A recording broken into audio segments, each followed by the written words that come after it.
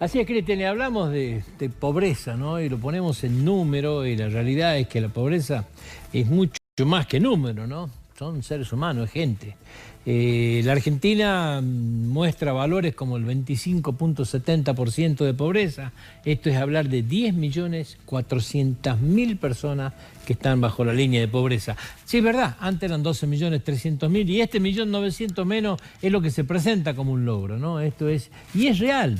Y es tal vez un aliciente para continuar trabajando. La indigencia bajó del 6,1 al 4,8. Esto quiere decir 600.000 menos indigentes en la República Argentina. Hoy creo que lo que sí podemos jactarnos es de tener números, de poder por lo menos mostrar algún índice que tenga algún grado de credibilidad, porque me acuerdo hace no muchos años se había mentido de tal manera la inflación que llegaba un momento, claro, no existían los pobres. La Argentina era un país que en el presupuesto hablaba del 10% de inflación cuando la realidad era que el 25% y se cerraban paritarias salariales en el 30%. Esto hizo desaparecer los pobres. Me acuerdo, por ejemplo, donde el Gran Resistencia llegó un momento que tenía 0% de pobres. Hoy es uno de los 4 lugares del país que no solamente ha subido la pobreza, sino que es uno de los lugares más impactantes de la cantidad de pobres que existe, en el Gran Resistencia. Hace 6 años no había. Lo que no había era cifras, no había con qué comparar, no había de dónde sacarlo. La realidad es que es tan importante para el gobierno haber presentado estos números que lo hizo el propio presidente de la República. Mauricio Macri en persona ayer fue el que expuso estos números. No fue como en Jujuy, por ejemplo, ¿no es cierto?, la representante del DIPEC. No, fue el propio presidente de la República. Y llegó hasta hacerlo acompañado, por ejemplo, de Carolina Stanley, de la ministra de Desarrollo Social, que de repente hasta algunos medios hablaban ayer de una futura probable candidatura a vicepresidente.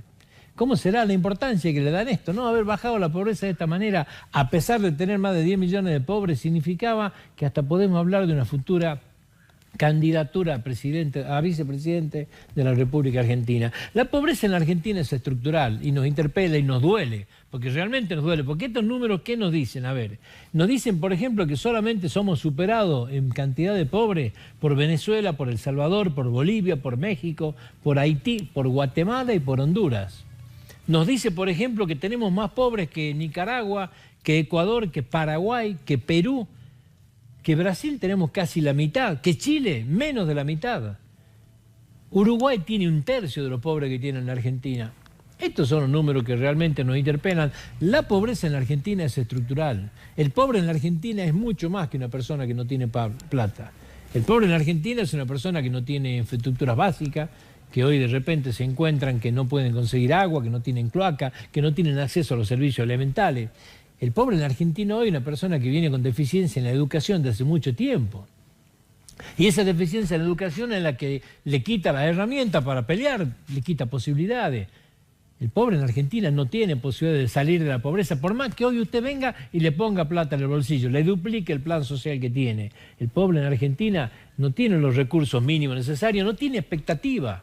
Esto es lo peor de la pobreza en Argentina, la pérdida de expectativa, que es lo que se ha ido dando. Por eso decimos, la pobreza es mucho más que esto, es una pobreza estructural, donde va a costar mucho salir, donde encontrar los mecanismos para sacar de la pobreza a esta gente va mucho más allá que meros recursos. La pobreza de hace años está minando la dignidad de las personas. Y esto viene pasando en la Argentina hace rato, o sea, la estructura de dádiva y de subsidio lamentablemente ha profundizado el problema. Hoy vemos más gente mucho más preocupada en cómo fomentar y seguir teniendo esta estructura de dádiva que tratar de superarse y salir del esquema donde vive. Hoy la gente pide subsidio, no pide trabajo. Hoy la gente pide, aunque le parezca mentira y crea que no se puede comparar con esto, la continuidad de las cejas, no la mejora en la educación.